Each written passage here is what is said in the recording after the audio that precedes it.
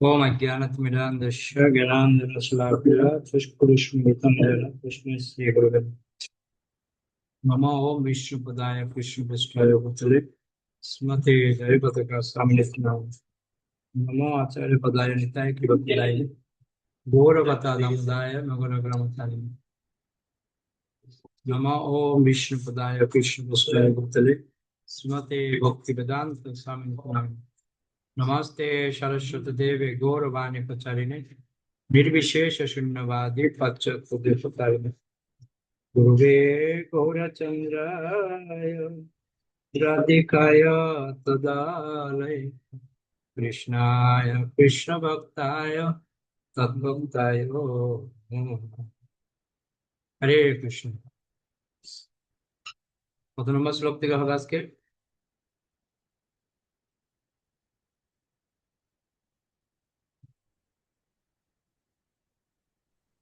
হরে কৃষ্ণ প্রভু, প্রণাম। 26 থেকে হবে। কোথাও 26? হ্যাঁ প্রভু।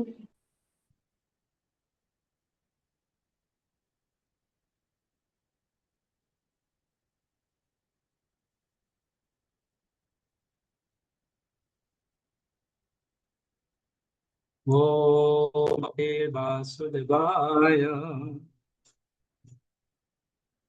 ওম নমো ভগবতে বাসুদেবায় ওম নমো ভগবতে বাসুদেবায়। শ্রীমদ্ ভগবদ গীতা যথাযথ প্রথম অধ্যায় বিষাদ যোগ শ্লোক নং 26। সবাই বলবেন। তত্র পশ্যস্তিতান পার্থ পিতৃনত পিতামহান আচার্যান মাতুলান ভ্রাতॄন পুত্রান পৌত্রান সখিংস্তথা শ্বশুরান সুহৃদস্যৈব সেনায়োরূপয়োরপি। শুনে মিলে মাত্র অনুবাদ করুন।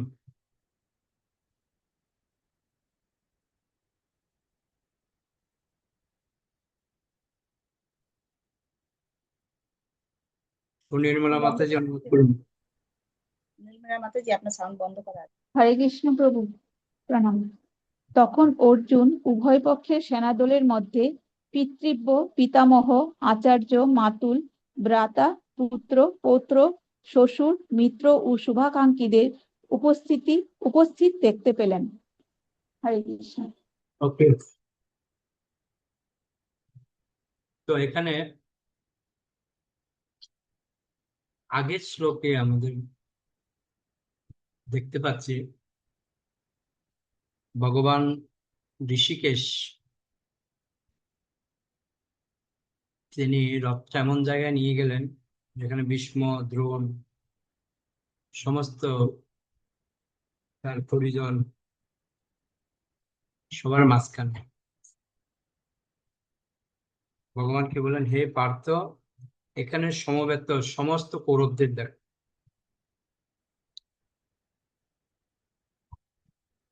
এবার বলছে, তখন অর্জুন উভয় পক্ষের সেনাদলের মধ্যে দেখছে দুই পক্ষের মধ্যে কারা কারা আছে। পিতৃব্য, পিতামহ, আচার্য, মাতুল, ভ্রাতা, পুত্র, পৌত্র, শ্বশুর, মিত্র ও শুভাকাঙ্ক্ষী সবাইকে দেখতে পাবে।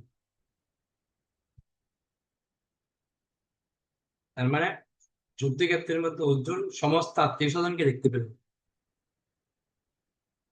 সেখানে তিনি ভূরিশ্রবা আদি পিতৃ বন্ধুদের দেখলেন, ভীষ্মদেব, সোমদত্ত আদি পিতামহদের দেখলেন, দ্রোণাচার্য, কৃপাচার্য আদি শিক্ষাগুরুদের দেখলেন, শৈল্য, শকুনি আদি মাতুলদের দেখলেন, দুর্যোধন আদি ভাইদের দেখলেন, পুত্র তুল্য লক্ষণকে দেখলেন, অশ্বত্থামার মতো বন্ধুকে দেখলেন, কৃতভর্মার মতো শুভাকাঙ্ক্ষীকে দেখলেন। এভাবে শত্রুপক্ষের সৈন্যদের মধ্যে তিনি কেবল আত্মীয় স্বজন ও বন্ধু বান্ধবদেরই দেখলেন। বুঝতে পারছেন?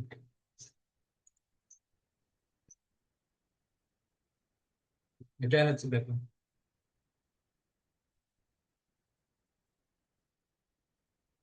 তো এগুলি হচ্ছে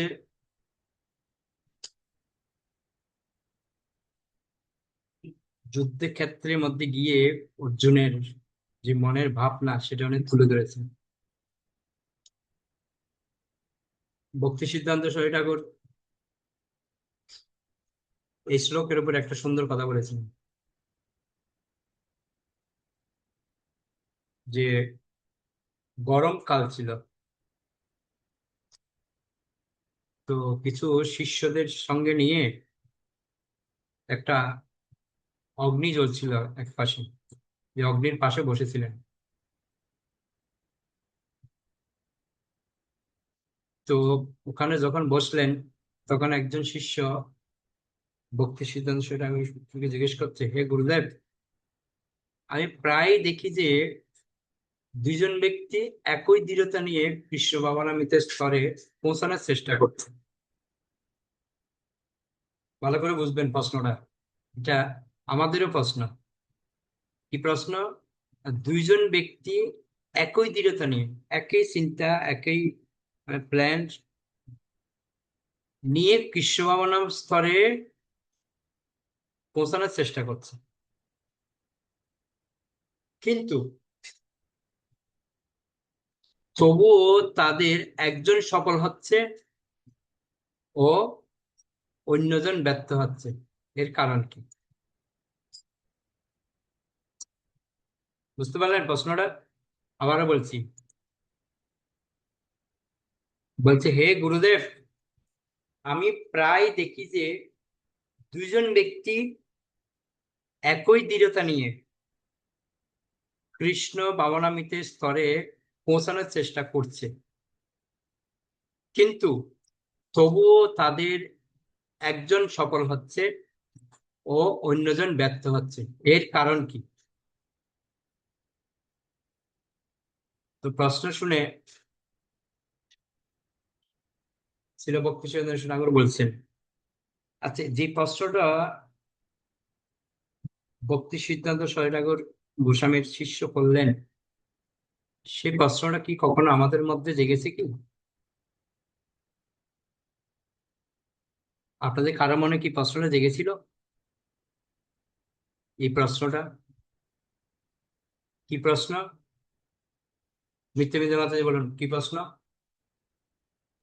কৃষ্ণ প্রভু প্রশ্ন যে একই ব্যক্তি কৃষ্ণ ভাবনামৃতে এগোচ্ছে, কিন্তু একজনে পিছিয়ে আছে, একজনে ঠিক আছে। তো ওর মনের মধ্যে চিন্তা আসছে না যে আমি মানে একজনে পিছিয়ে গেছে কেন? এবার গুরুদেবের কাছে জিজ্ঞেস করছে একজনে কেন পিছিয়ে গেছে, এটাই প্রশ্ন ছিল।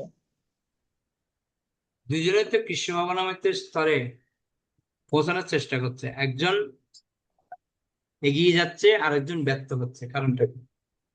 হ্যাঁ। ওকে,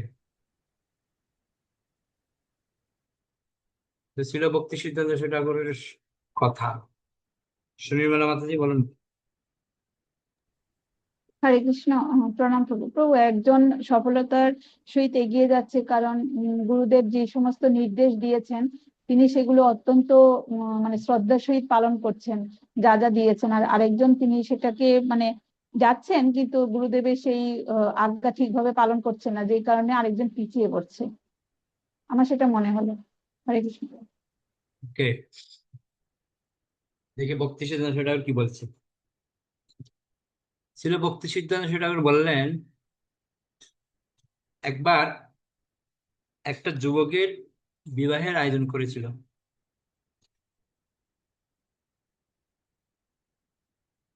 তো খুব সুন্দর, সবাই আত্মীয় স্বজন সবাই সেজে গুজে রেডি হয়ে তো অনুষ্ঠানে যোগ দেওয়ার জন্য মেয়ের বাড়ির উদ্দেশ্যে রওনা দিল। খুব আনন্দ ফুর্তি করছে সবাই। তো করতে করতে গ্রামের দিকে যাচ্ছিল, অনেক দূর মেয়ের বাড়ি। তো হাঁটতে হাঁটতে হাঁটতে হাঁটতে তারা রাত হয়ে গেল। রাত্রিবেলা তারা একটা নদীর তীরে এসে পৌঁছালো। তো তাদের একজন মাঝিকে ডেকে বলছে, এ মাঝি ভাই, আমাদেরকে ওই গ্রামের মধ্যে যেতে হবে।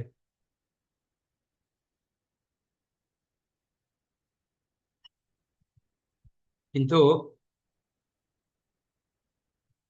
রাত্রির মধ্যে যেভাবে হোক তোমাকে আমাদের নদীর ওই পারে নিয়ে যেতে হবে। আর আমাদের সকালে বিবাহ রয়েছে, বিবাহ অনুষ্ঠানে যোগদান করতে হবে।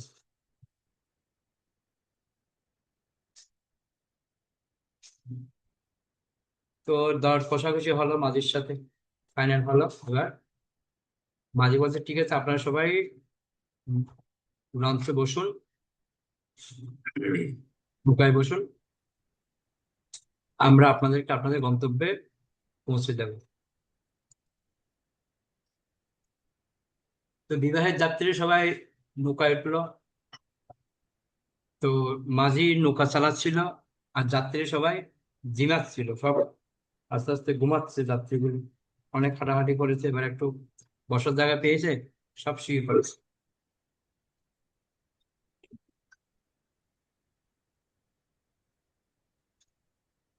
বুঝতে পারলেন? আস্তে আস্তে যাত্রীরা সবাই ঘুমিয়ে পড়লো। যাত্রীরা তো ঘুমিয়ে পড়েছে, আর মাঝিরা সারা রাত ধরে নৌকার ধার বাইছিল, সারা রাত ধার বেয়েছে। যখন সকাল হলো, হঠাৎ করে একটা যাত্রী জেগে উঠলো।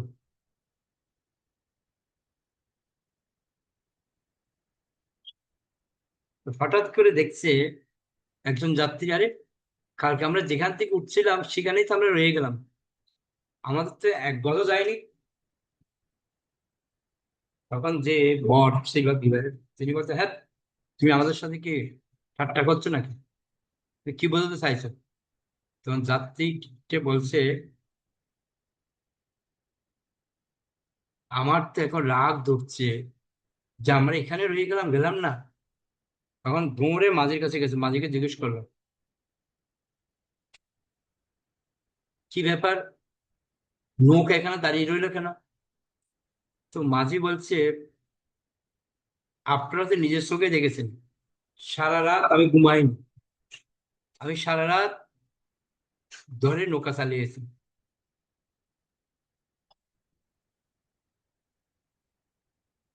তখন একটা মাঝি আর একটা মাঝির দিকে তাকিয়ে আছে, কি ব্যাপার কি ব্যাপার, আমরা তো সারা রাত সবাই নৌকার দাঁড় ভাইলাম, কিন্তু আমরা আমাদের জায়গায় রয়ে গেলাম কেন, কেন আমরা গেলাম না?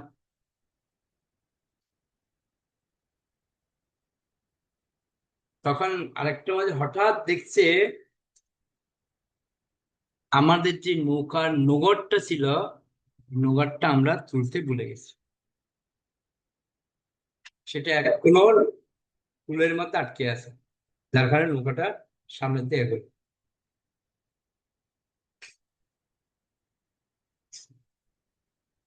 ভক্তি সদস্যরা বললো, এটা হচ্ছে তোমার প্রশ্নের উত্তর। কি উত্তর? না, যারা এই জড়জগতের নোঙরের দ্বারা আবদ্ধ, যারা ইন্দ্রিয় তৃপ্তির বাসনার নোঙর এখনো তুলেনি, তারা কখনো কৃষ্ণ ভক্তিতে এগোতে পারে না। তারা অনেক পরিশ্রম করতে পারে, তাদের অনেক সুবিধা সুযোগ থাকতে পারে, এমনকি সামনে যাওয়ার মতো অনুভূতিও হতে পারে, কিন্তু আসলে তাদের কোনো প্রগতি হয় না। যারা জাগতিক আসক্তির নোঙর অপসারণ করলেই কেবল প্রকৃত আধ্যাত্মিক প্রগতি শুরু হয়। বুঝতে পারলেন?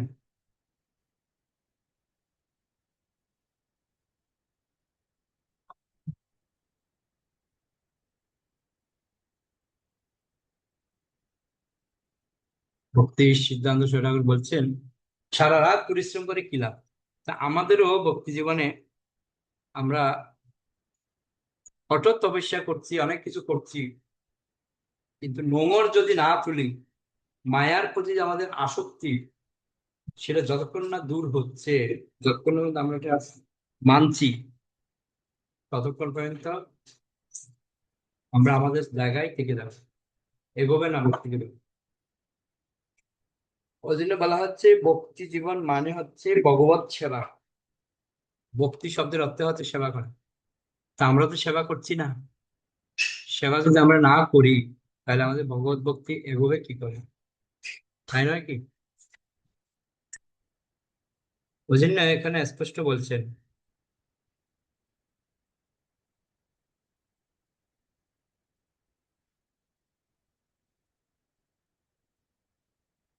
মায়া থেকে যতক্ষণ পর্যন্ত আমরা মুক্ত না হব ততক্ষণ পর্যন্ত সম্ভব নয়। সাথে সমাজ লোক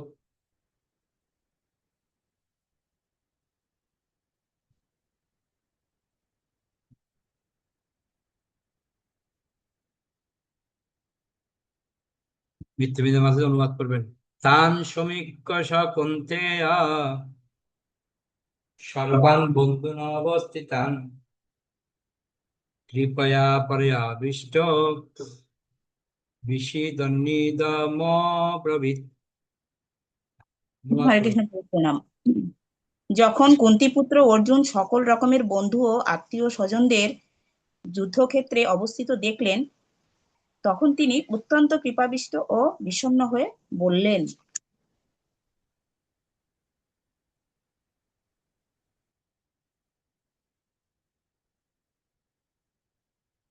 তো বলা হচ্ছে অর্জুন যখন যুদ্ধক্ষেত্রের মধ্যে দেখলেন সবাই, দেখে তিনি আশ্চর্য হলেন।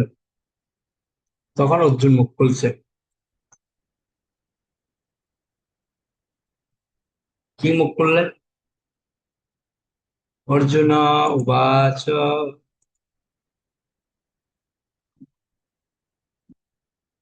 দৃষ্টে মাং সদনং কৃষ্ণ যুবৎসং সমুপস্থিতং খিদন্তি মম গাত্রাণি মুকং চ পরিশুষ্যতি। রত্নার্জন বাতুল। হরে কৃষ্ণ প্রভু প্রণাম। অনুবাদ। অর্জুন বললেন, হে প্রিয়বর কৃষ্ণ, আমার সমস্ত বন্ধু বান্ধব ও আত্মীয় স্বজনদের এমন ভাবে যুদ্ধ বিলাসী হয়ে আমার সামনে অবস্থান করতে দেখে আমার সমস্ত অঙ্গ প্রত্যঙ্গ অবশ হয়ে যাচ্ছে এবং মুখ শুষ্ক হয়ে উঠেছে। হরে কৃষ্ণ প্রভু প্রণাম। অর্জুন যেরকম সচরাচর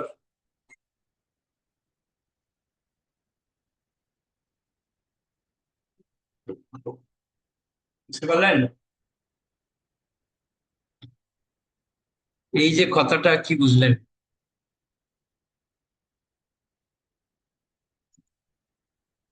অর্জুন বললেন, হে প্রিয়বর কৃষ্ণ, আমার সমস্ত বন্ধু বান্ধব ও আত্মীয় স্বজনদের এমন ভাবে যুদ্ধের অভিলাষী হয়ে আমার সামনে অবস্থান করতে দেখে আমার অঙ্গ প্রত্যঙ্গ অবশ হচ্ছে, মুখ শুষ্ক হয়ে উঠছে। তার মানে কি?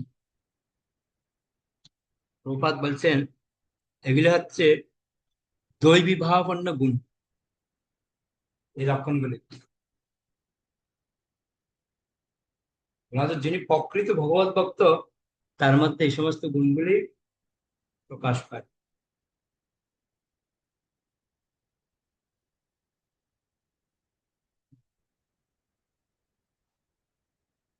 যা সাধারণত দেবতা ও দৈবী ভাবাপন্ন মানুষের মধ্যে কেবল দেখা যায়।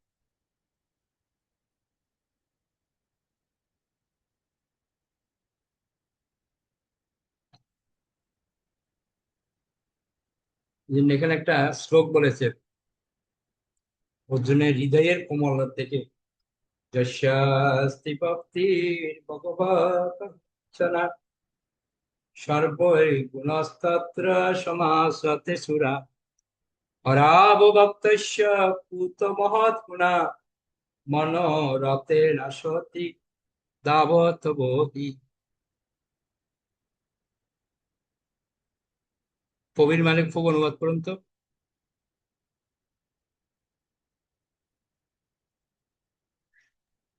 হরে কৃষ্ণ প্রভু প্রণাম।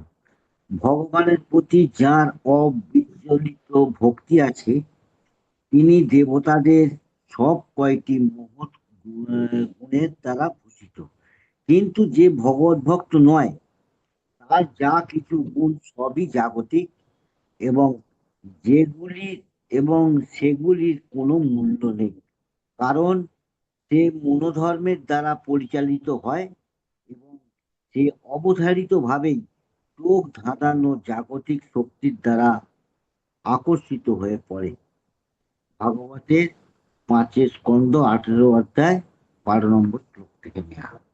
তো বলা হচ্ছে ভগবানের প্রতি যার অবিচলিত ভক্তি আছে তিনি দেবতাদের সব কয়টি মহৎ গুণের দ্বারা ভূষিত, কিন্তু যে ভগবত ভক্ত নয় তার যা কিছু গুণ সবই জাগতিক এবং সেগুলির কোনোই মূল্য নেই, কারণ সে মনোধর্মের দ্বারা পরিচালিত হয় এবং সে অবধারিত ভাবেই চোখ ধাঁধানো জাগতিক শক্তির দ্বারা আকর্ষিত হয়ে পড়ে।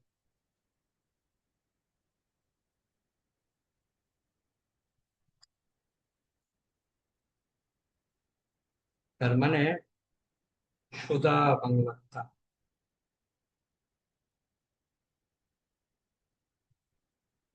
জৈব গুণ কি চান নাকি জাগতিক গুণ চান, কোনটা? এই রে, আমাদের তো ঝড় বৃষ্টি শুরু হলো, কারেন্ট চলে গেলে তো সব গেল। হ্যাঁ প্রভু, এদিকেও ঝড় বৃষ্টি শুরু হয়ে গেছে, আমাদের তো অন্ধকার। কালো হয়ে এসে আল্লাহ বলেন তো ঝড় বৃষ্টিটা বুধবারের জন্য এখানে বসে থাকে, হ্যাঁ হ্যাঁ, আগের সপ্তাহে তাই হলো। অন্যদিন কোথায় যায় ও? আপনার কথা ওই বলতে যে পারেন না? আমাদের সঙ্গে, প্রভু আমাদের সঙ্গে সঙ্গে গীতা পাঠে চলে আসেন ঝড় বৃষ্টি। বুধবারের জন্য বসে থাকে, তা আবার বুধবারে বসে বসে ঠিক আছে, এই আমাদের ক্লাসটা শুরু হলে তারপরে শুরু হবে। এগুলি কি কবির প্রভু মালিক আপনি বলছেন জানেন, কেন? আপনি বলে দেবেন, আপনি বলে দেবেন ঝড় বৃষ্টিকে। এদিকে খুব অন্ধকার হয়ে এসেছে। প্রভু আমি ক্লাসের জন্য ফাঁকি মানে আমি ফাঁকি দিচ্ছি বলে ভগবান বলছে দাঁড়া তোর ফাঁকি দিচ্ছি, বৃষ্টি হোক। কি অবস্থা! যারা ফাঁকি দেবে তাদের জন্য ঠিক আছে। যাই হোক, দেখি কতটুকু যাওয়া যায়। তো একটা জিনিস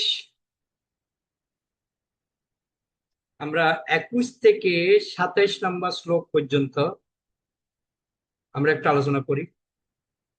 আচ্ছা, আমি আহ 12 থেকে 20 আলোচনা করেছিলাম আশা করি। আজকে 21 থেকে 27-এর মধ্যে বলবো।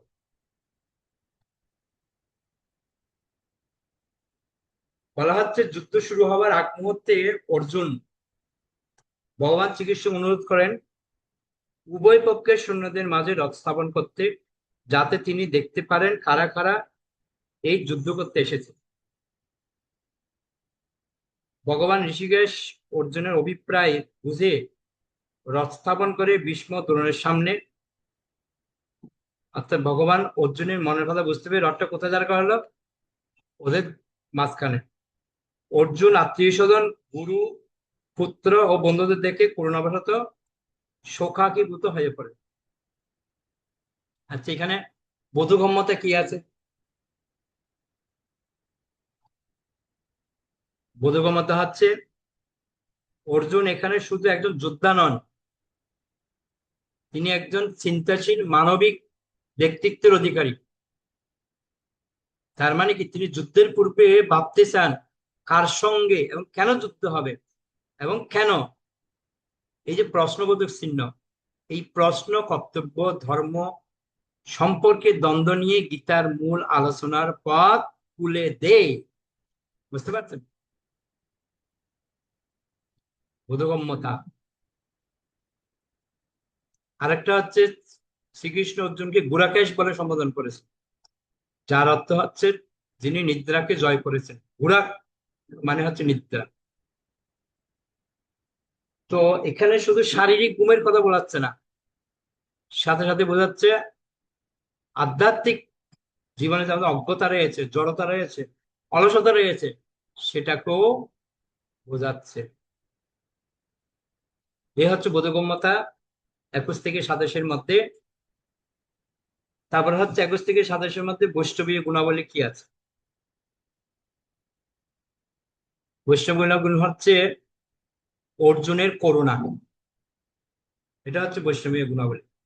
যেটা আমরা একটু আগে যশস্তি ভক্তি ভগবত কিঞ্চনা আলোচনা করলাম।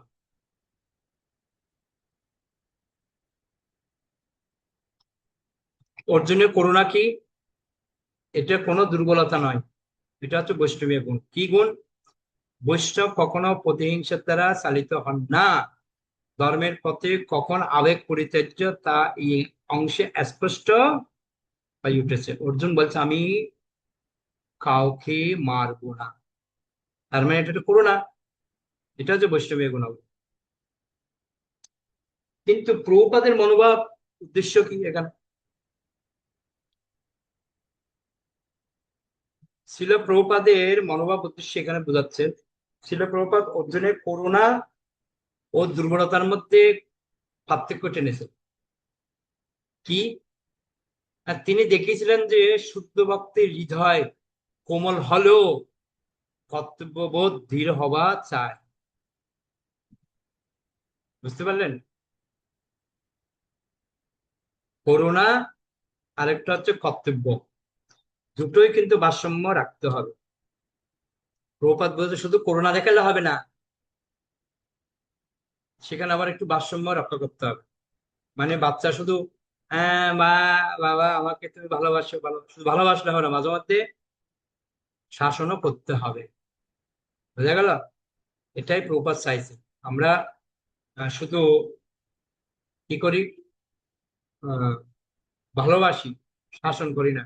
আমি আজকে একটা পোস্ট করেছিলাম, কেউ পড়েছেন পোস্টটা? হ্যাঁ প্রভু হ্যাঁ পড়েছি। প্রভু পড়েছি। কি লেখা ছিল? এটাই প্রভু আপনি ওখানে যেটা লেখা, বললেন। হ্যাঁ এটাই লেখা ছিল যে আপনি বলেছেন যেটা সেটা যে যে বাচ্চাদের প্রতি অধিক গুরুদেব যেরকম, গুরুদেব হ্যাঁ যেরকম হ্যাঁ, শাসন আপনি এটাই মানে পোস্টের মধ্যে লেখা ছিল যে গুরুদেবও শাসন করতে পারে, মা বাবা যেরকম শাসন করতে পারে গুরুদেবও সেরকম শাসন করতে পারে, সেই অধিকারটা গুরুদেবের আছে, আর অধিক সেটা বলা বাচ্চাদের আছে। অধিক আদর মানে প্রশ্রয় বেশি না দিয়ে তাদেরকে শাসন করার কথা বলা হয়েছে। গুড। তো এখানেও সেম কথা বলছে প্রভুপাদ। শুধু আমরা যদি শুধু বৈষ্ণবতার গুণ দেখাই, আমি বৈষ্ণব, যা ওদিকে ডেকে নিয়ে যাক ছুটে নিয়ে যাক আমার দেখার দরকার নাই, যা হবে হোক গিয়ে, এরকম বৈষ্ণব হলে হবে না। প্রভুপাদ বলছে আমাদেরকে সামঞ্জস্য বজায় রাখতে হবে। কি সামঞ্জস্য? কর্তব্য বোধ আমাদেরকে করতে হবে। আমার মনে আছে আমাদের মন্দিরে আমি কিছু ভক্তকে সেট করেছিলাম সেবার জন্য, বিশেষ করে আরতি আর রান্না। এদের মধ্যে এত বৈষ্ণবীয় গুণ প্রতিস্থাপন হয়েছে, এখন বলছে রান্না না করলেও চলবে, আরতি না করলেও চলবে। কিন্তু হরে ওদের যে কৃষ্ণ একটা প্রভু। কর্তব্য ছিল সেটা ভুলে গেছে। না না প্রভু, এখন তো গ্যাস পাওয়া যায় না, তাই জন্য রান্না বন্ধ আছে প্রভু। কিসের জন্য? গ্যাস পাওয়া যাচ্ছে না তো। কে বলছে গ্যাস পাওয়া যাচ্ছে না? কথা একটা অজুহাত দিলে হয়ে গেল? না না না না কে গ্যাসের আমাদের বলছে? কি আছে? মাতাজি না না আমাদের আগে প্রভু শুনুন, প্রভু আমি সবাইকে ভাগ বলছি, করে আমি দিয়েছিল না আরতি, না তারপরে সেটা সেবাটা না, করতে সেটা হবে। আমি জানি প্রভু, আমরা দুজন তো করছিলাম, দীপ্তিময়ী মাতাজি আর আমি তো কন্টিনিউ করছিলাম, তাহলে বন্ধ কিন্তু করলেন প্রভু কেন? ওই চালু করুন, কালকে থেকে চালু করুন, ইমিডিয়েট চালু ঠিক করুন। আছে প্রভু, ঠিক আছে প্রভু। বন্ধ করলেন কেন? এখানে কি বলছে? আমি তো রোববার করে প্রভু, রোববার করে চিড়ে চিড়ে হচ্ছে বলে তারপর আমরা বললাম যে গ্যাসের আরে বাবা, কারণে হচ্ছে। এটা আলাদা বিষয়, এটা আলাদা বিষয়। আপনারা ভালো মন্দ রান্না করে ভগবানকে দেবেন, ভগবান খাবে, খুশি হয়ে নাচবে, আনন্দ পাবে, এটাই তো প্রপার সাইজ। আপনারা কর্তব্য সব কেন ভুলে গেলেন? এটাই বলছে। ঠিক আমরা আছে। এমন বৈষ্ণব হয়ে গেছি, করোনা দেখাতে দেখাতে আমাদের মন্তেশ্বর প্রতি করোনা দেখাচ্ছে, গ্যাস নেই। কি করোনা আপনাদের! করোনা দেখাতে গিয়ে কর্তব্য ভুলে গেছিলাম। প্রভু আমাদের আপনি যেটা বলেন হয়, মানে প্রথম প্রথম সবাই একটু উৎসাহ নিয়ে এগোয়, তারপরে আবার দুদিন পরে আবার সব যে সেই হয়ে যায়, আমি দেখেছি খেয়াল হ্যাঁ, করে। সেটাই তো আমাদের কাজ। প্রভুপাদ কি শিখাচ্ছে? আমাদের কর্তব্য বোধের জায়গা ভুলে গেলে হবে না। অর্জুনকে কি শিখালো ভগবান? বলছে তুমি হচ্ছে ক্ষত্রিয়, তোমার কাজ হচ্ছে যুদ্ধ করা। তুমি যদি এখন যদি কোমল ভাব দেখা তাহলে চলবে? হ্যাঁ, কোমল দেখাতে হবে, স্থান কাল পাত্র দেখে।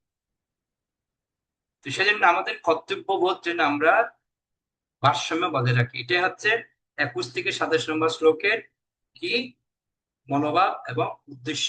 বরং আমি যখন করবো আরো 200 জন উৎসাহ দেবো যে আপনারও, আমি তো বৃহস্পতিবার রান্না করছি, আপনি শুক্রবার রান্না করুন, আমি শুক্রবার আরতি দিচ্ছি, আপনি শনিবার আরতি দিন। উৎসাহ প্রদান করতে হবে, আমাদের দেখে দেখে আরেকজন উৎসাহ হবে। তা আমি যদি মনে করি না আমি তো বৈষ্ণব হয়ে গেছি, এখন উদ্যম মার্গে চলে গেছে, আমার আর ওসব দরকার, তাহলে কি করে হবে? ওই জন্য এই 21 থেকে 27 নম্বর থেকে ব্যক্তিগত প্রয়োগ। ব্যক্তিগত প্রয়োগ কি বলা হচ্ছে?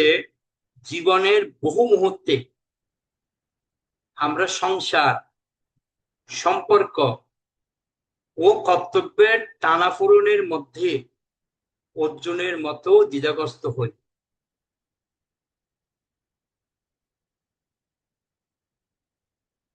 বুঝা গেল? ব্যক্তিগত প্রয়োগ এই শ্লোকগুলি থেকে বের করতে হবে যে কি, জীবনের বহু মুহূর্তে আমরা সংসার, সম্পর্ক ও কর্তব্যের টানাপোড়েনের মধ্যে অর্জুনের মতো দ্বিধাগ্রস্ত হই। আমি কি কৃষ্ণকে আমার জীবন রথের সারথি করে তুলেছি? এটা প্রশ্ন করে নিজেকে। আমি কি কৃষ্ণকে আমার জীবন রথের সারথি করে তুলেছি? কৃষ্ণের সব, এই ভাবনাকে আমরা রেখেছি নিজের মধ্যে? তৃতীয় নাম্বার, আমি কি আমার আবেগের কাছে হেরে যাচ্ছি, নাকি ভগবানের কথায় স্থির থাকছি? এটা হচ্ছে ব্যক্তিগত প্রয়োগ। এখান থেকে অর্জুনের অভিজ্ঞতা শেখায়, যেখানে আবেগ ও বিবেকের সংঘাত, সেখানেই কৃষ্ণ ভাবনার প্রয়োজন সবচেয়ে বেশি। বুঝা গেল? একটা কথা মনে রাখবেন, অর্জুন আমাদেরকে শিখিয়েছেন তার অভিজ্ঞতা থেকে। কি অভিজ্ঞতা? যেখানে আবেগ থাকবে আর যেখানে বিবেক থাকবে, দুটোর মধ্যে যেখানে সংঘাত হবে, ওখানে কি করতে হবে? কৃষ্ণ ভাবনার প্রয়োজনটা সব থেকে বেশি প্রদান করতে হবে। যেদিন আপনাদের রান্না আপনারা বন্ধ করেছেন, সেটা ছিল আপনার আবেগের, কিন্তু কখনো সংঘাত করেননি। কেন বন্ধ করব? প্রভু কেন আমরা রান্না বন্ধ করব? আমরা তো সেবা করছিলাম, বন্ধ করবে কেন? কখনো এরকম সংঘাত করেছিলেন কি? করেননি। আমরা সুযোগ বুঝি, হা, রান্না চলে গেছে, আহা হা কি শান্তি, এবার তো একটু রিল্যাক্সে থাকবে। কখনো আপনার প্রতিবাদ করেননি? কেন আমরা রান্না বন্ধ করব? রান্না আমরা করছি, করব, ওই করোনা, না গ্যাস তো নেই, ঠিক আছে। কেন আপনারা খাচ্ছেন না? ভগবানকে দিচ্ছেন না? ভগবান নাকি আছে, ভগবান যদি খায় তাহলে রান্না করতে পারবে না কেন? সংঘাত করতে হবে বিবেকের সাথে, আবেগের সাথে। আর এখানে কৃষ্ণ ভাবনামৃতটাকে টেনে এনে সব থেকে বেশি গুরুত্ব প্রদান করতে হবে। বোঝা গেল? এই হচ্ছে 21 থেকে 27 মধ্যে চারটে জিনিস বললাম। একটা হচ্ছে বোধগম্যতা, একটা হচ্ছে বৈষ্ণবীয় গুণাবলী, আর একটা হচ্ছে মনোভাব উদ্দেশ্য, আর একটা হচ্ছে ব্যক্তিগত প্রয়োগ। এবার আপনারা যে ক্লাস করলেন, ব্যক্তিগত প্রয়োগটা এবার ফুটে উঠবে কি করলেন। ওকে, এবার হচ্ছে 28 নম্বর শ্লোকে আমরা যাব। 28 থেকে 30 নম্বর শ্লোক। 28 নম্বর শ্লোক তো পড়লাম, 30 নম্বর 29 নম্বর শ্লোকে আমরা যাবো এখন।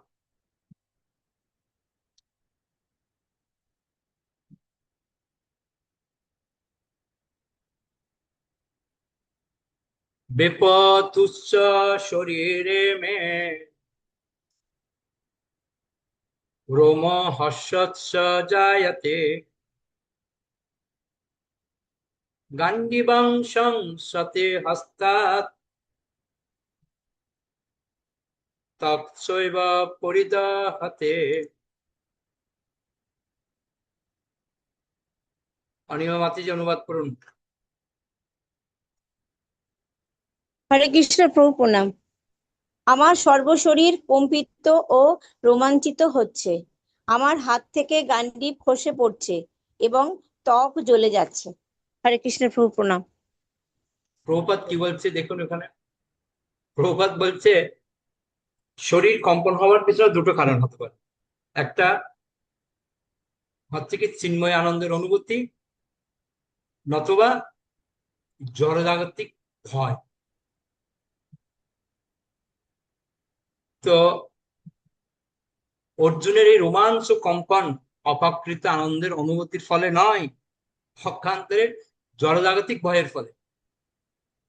কেন? এই ভয়ের পিছনে কারণ কি? এই ভয়ের পিছনে কারণ হচ্ছে তার আত্মীয় স্বজনের প্রাণহানি হবে, এই আশঙ্কায়। বুঝতে পারলেন? ওর জন্য অর্জুনের হাত থেকে ঘান্ডি খসে পড়ছে। সে তার হৃদয়ের মধ্যে কি ঢুকলো? আমার আত্মীয় স্বজন যুদ্ধের মধ্যে মারা যাবে, হায় হায় কি হবে। ওদের গা জ্বালা করছে, মুখ শুকিয়ে যাচ্ছে, ভয় ঢুকে গেছে ওর জন্য। বুঝতে পারছেন? এটা হচ্ছে সমস্যা।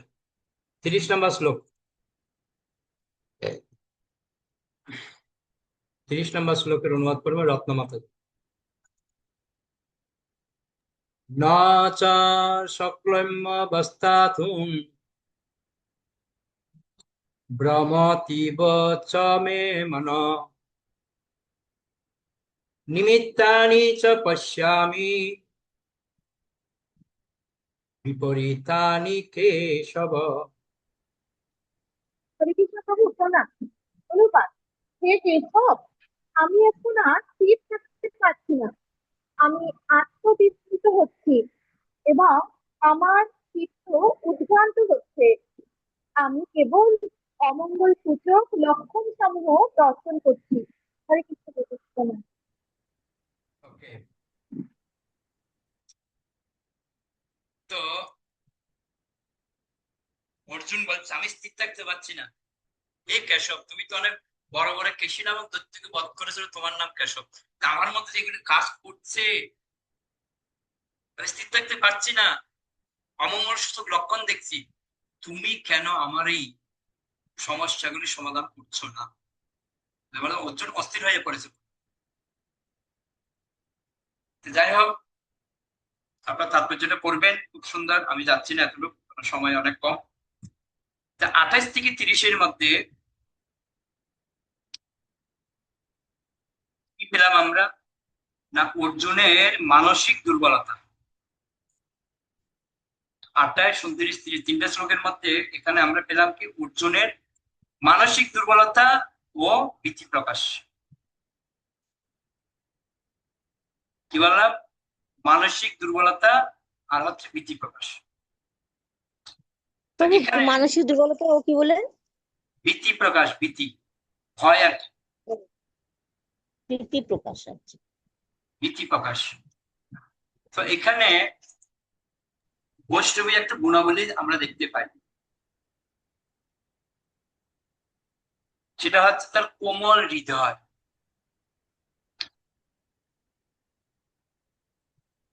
হ্যাঁ, কোমল হৃদয় কি না, আমি আত্মীয় স্বজন বন্ধু বান্ধব সবাইকে আমি বধ করবো, তা আমার কষ্ট হবে না। এই যে একটা বৈষ্ণবের গুণ, এটা যে কৃষ্ণ ভক্তরা চাই না খাতমা, তিনি পরদুঃখে দুঃখী, এতগুলো আত্মীয় স্বজন সব মারা যাবে, হায় হায় কি হবে। এটা একটা বৈষ্ণবের গুণ। তো এখানে ব্যক্তিগত প্রয়োগ কি রয়েছে? ব্যক্তিগত প্রয়োগ হচ্ছে এই শ্লোকগুলি আমাদের শেখায় যখন আমরা পরিবার বা প্রিয়জনদের ক্ষতিতে দ্বিধাগ্রস্ত হই, তখন দেহাত্মবুদ্ধি আমাদের সিদ্ধান্তকে আচ্ছন্ন করে ফেলে। আমাদেরকেও অর্জুনের মতো দ্বিধার মধ্যে দিয়ে যেতে হয়, কিন্তু সে অবস্থায় কৃষ্ণের শরণ নেওয়া একমাত্র সমাধান। এটা হচ্ছে আমরা ব্যক্তিগত, আমরা পরিবার পরিজনদের মধ্যে যখন থাকি, কিছু একটু সমস্যা হলে আমরা বিভ্রান্ত হয়ে পড়ি। তো উপায় কি? অর্জুন যেরকম ভগবানের শরণাপন্ন হয়েছে, আমাদেরও সেরকম শরণাপন্ন। 28 নম্বর শ্লোকে অর্জুনের করুণার কথা বলা হয়েছে। এটা একটা ভালো গুণ। একজন ভক্তের কর্তব্য হচ্ছে অন্যের কষ্ট সহ্য করা। তিনি পারেন না, অন্যের যে কষ্টটা তিনি সহ্য করতে পারেন না, যাকে বলা হয় করুণা। এটা একজন ভক্তের ক্ষেত্রে ভালো, তার হৃদয়ের মধ্যে স্বভাবতে করুণা থাকা দরকার। সেই করুণা যদি আধ্যাত্মিক কাজে ব্যবহৃত হয় তাহলে খুব ভালো। এটা আমরা আহ ব্যক্তিগত ক্ষেত্রে আমরা করুণাটা নিতে পারি। আচ্ছা, এরপর হচ্ছে প্রসার ক্ষেত্রের প্রয়োগ। হ্যাঁ, ভালো অতগুলো পাখি প্রসার নিয়ে আসা ক্ষেত্রের হলো। প্রয়োগ কি আছে? এই অংশের মাধ্যমে একজন প্রচারক শিখতে পারেন যে কৃষ্ণ ভাবনা বিহীন সমাজ কিভাবে ভোগ, মোহ ও দেহগত সম্পর্কের জালে আবদ্ধ থাকে। অর্জুনের সংকট দেখিয়ে আমরা মানুষকে বুঝাতে পারি পরম শান্তি কেবল ভগবত স্মরণ ও সেবার মধ্যেই। আমরা প্রচারের মধ্যে এই যে অর্জুন যে বিষয়টা তুলে ধরেছে, ভোগ, মোহ আর দেহগত যে সম্পর্কের জাল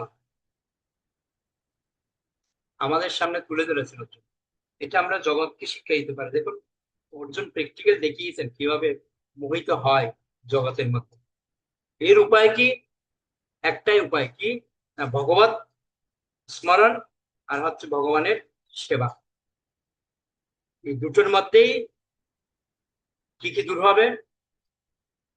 জগতে ভোগ করার যে বাসনা এটা দূর হয়ে যাবে, মোহিত হওয়া এটা দূর হবে, আর দেহগতের যে সম্পর্কের একটা জাল আমাদেরকে আটকিয়ে রেখেছে ওটাও দূর হয়ে যাবে। দুটো কাজ করলে, একটা হচ্ছে ভগবত স্মরণ, আরটা হচ্ছে ভগবত সেবা। এই জিনিসটা আমরা প্রচার ক্ষেত্রে প্রয়োগ করতে পারি। আচ্ছা, এই তিনটা শ্লোকের প্রভুপাদের মনোভাব উদ্দেশ্য কি? এখানে প্রভুপাদ আমাদেরকে মানবিক, অর্থাৎ অর্জুনের যে মানসিক অবস্থা এটা কি আমাদেরকে তুলে ধরেছেন, মানবিক বলে প্রশংসিত। যদি কোনো কিছু কৃষ্ণ ভাবনার বিপরীত হয়, আনুকূল্যস্য, যেটা অনুকূল হয় সেটা গ্রহণ করতে হবে, প্রতিকূল্যস্য বর্জন, যেটা প্রতিকূল হবে সেটা বর্জন করতে হবে। ওই জন্য প্রভুপাদ আমাদেরকে এই তিনটা শ্লোকে বোঝাচ্ছে যদি কৃষ্ণ ভাবনার বিচারে যদি এটা অপ্রয়োজনীয় হয় তৎক্ষণাৎ সেটা ত্যাগ করা উচিত। যেহেতু আহ অর্জুন দেখছে তার আত্মীয় স্বজন সবাই তার বিপক্ষে যুদ্ধ করতে এসছে, কিন্তু ভগবান যেহেতু এটা তোমার অপ্রয়োজনীয়, এদিকে তোমার বধ করা উচিত। তো অনেক সময় আমরা বিচার করি না এটা করা উচিত নয়, কিন্তু না, যদি কৃষ্ণ ভাবনার ক্ষেত্রে যদি সেটা ভালো মনে হয় সেটা আমাদের করতে হবে। যেমন একজন আহ জেলার কাউকে যদি হত্যা করা সেটা কিন্তু দণ্ডনীয়, কিন্তু যখন সে মৃত্যুদণ্ড দিচ্ছে কাউকে, তাতে সে কি পায়?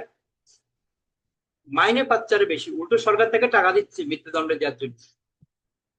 তো ঠিক সেরকম আমাদেরও এই কৃষ্ণ ভাবনার ক্ষেত্রে যদি মনে হয় যে না এটা অন্যায়, তাহলে সেটা আমাদের মেনে নিতে হবে, ঠিক যেরকম অর্জুন মেনে নিয়েছিলেন এবং বধ করেছেন।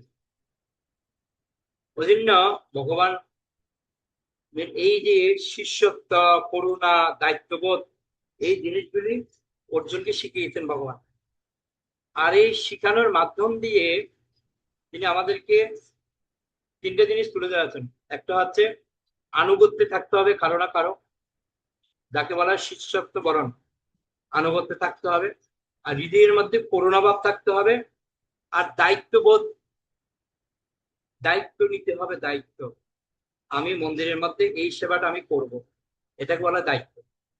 দায়িত্ববোধ যদি আমরা নিতে পারি তাহলে প্রভুপাদ আমাদের প্রতি সব থেকে বেশি প্রসন্ন হবে। এটা হচ্ছে প্রভুপাদের মনোভাব এবং উদ্দেশ্য প্রভুপাদ। আশা করি আপনারা বুঝতে পারছেন। হ্যাঁ, আগামী ক্লাসে আমরা 31 থেকে 35 আমরা পড়ব। পরে বোধগম্যতা, বৈষ্ণবীয় গুণাবলী, সংস্কৃতির সদাচার, মনোভাব, উদ্দেশ্য, প্রচার ক্ষেত্রে প্রয়োগ, ব্যক্তিগত ক্ষেত্রে প্রয়োগ, এগুলো আমরা এই 5টা শ্লোকের মধ্যে আলোচনা করব। আচ্ছা, এবার আপনাদের একটা গ্রুপ ওয়ার্ক করতে হবে।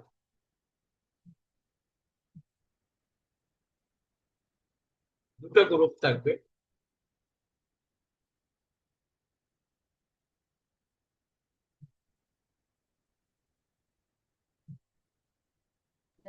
প্রভু, আমাদের লোডশেডিং, কিচ্ছু দেখতে পাচ্ছি না।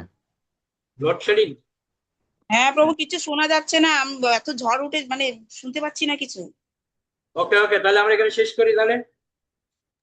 প্রভু নেটের খুব সমস্যা, মেঘলা বলে খুব নেট প্রবলেম হচ্ছে। কথাগুলি কেটে কেটে আসছে, ক্লিয়ার আসছে না। ঠিক হ্যাঁ আছে, হ্যাঁ আমরা হ্যাঁ। পরবর্তী ক্লাসের মধ্যে আমরা করব। আজকে তো আমরা এখানে শেষ করি, যদি কথা শোনা যাচ্ছে না।